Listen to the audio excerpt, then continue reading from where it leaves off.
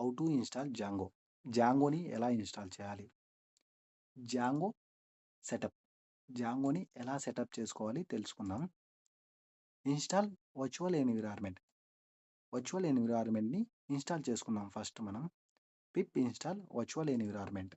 ఈ కమాండ్ ఇస్తే virtual environment అనేది ఇన్‌స్టాల్ అవుతుంది. Create virtual environment. వర్చువల్ ఎన్విరాన్మెంట్‌ని మనం క్రియేట్ చేసుకుందాం. వర్చువల్ ఎన్విరాన్మెంట్ నేమ్ ఇస్తే వర్చువల్ ఎన్విరాన్మెంట్ అనేది క్రియేట్ అవుతుంది. అది క్రియేట్ చేసిన వెంటనే మనం ఆ ఎన్విరాన్మెంట్‌లోకి వెళ్ళడానికి సీడీ ఎన్విరాన్మెంట్ అని ఇస్తే ఆ ఎన్విరాన్మెంట్‌లోకి వెళ్తుంది. తర్వాత ఏదైతే ఎన్విరాన్మెంట్‌లోకి వెళ్ళామో ఆ ఎన్విరాన్మెంట్‌ని మనం యాక్టివ్ చేసుకోవాలి. యాక్టివ్ చేసుకోవాలంటే స్క్రిప్ట్స్ యాక్టివేట్. ఈ కమాండ్ ఇస్తే ఆ ఎన్విరాన్మెంట్ అనేది యాక్టివ్ అవుతుంది. యాక్టివ్ అయ్యిందా లేదా తెలుసుకోవాలంటే నేను మెన్షన్ చేశా ఫస్ట్ పాయింట్‌లో. With the help of parenthesis లోపల ఎన్విరాన్మెంట్ అని ఉంటే అంటే మనం ఇచ్చినది ఆ నేమే కదా! ఆ నేమ్ అలా ఉంటే అప్పుడు యాక్టివ్ అయినట్టు. అదే సెకండ్ పాయింట్‌లో అలా లేదు. అది యాక్టివ్ కానట్టు. మీకు యాక్టివ్ అయిందా లేదా తెలుసుకోవడానికి ఇలా నేను మెన్షన్ చేసి చూపించాను. తరువాత ఆ ఎన్విరాన్మెంట్ లోపల మనం జాంగోని ఇన్‌స్టాల్ చేసుకోవాలి. పిప్ ఇన్‌స్టాల్ జాంగో. జాంగో అనేది ఆ ఎన్విరాన్మెంట్ లోపల ఇన్‌స్టాల్ అవుతుంది.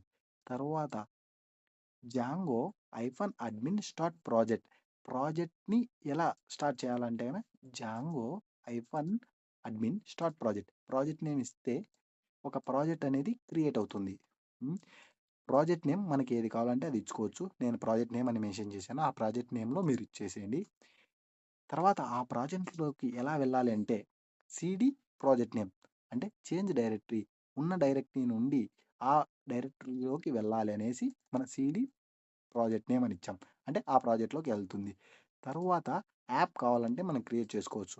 దాని కమాండ్ వచ్చేసి పైథాన్ మేనేజ్.py స్టార్ట్స్ యాప్ అని ఇస్తే యాప్ నేమ్ ఇస్తే మనకు యాప్ అనేది క్రియేట్ అవుతుంది. తర్వాత సర్వర్‌ని రన్ చేయాలి.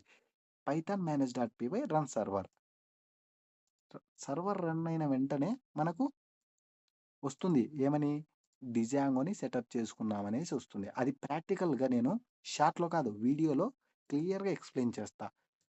మనకు ఫస్టు ఈ మొత్తం ఎందుకు సెటప్ జేసుకోవాలంటే, మనం ఏదైనా ఒక ప్రాజెక్ట్‌ని షేర్ చేసినప్పుడు టోటల్ డేటా వెళ్ళకోకుండా జస్ట్ ప్రాజెక్ట్ వరకే వెళ్ళడానికి ఈ ఎన్విరాన్మెంట్ అనేది క్రియేట్ చేసుకుంటాం. మీకు నా ఇన్ఫర్మేషన్ నచ్చినట్టయితే షేర్ చేయండి, లైక్ చేయండి. Thanks for watching this video.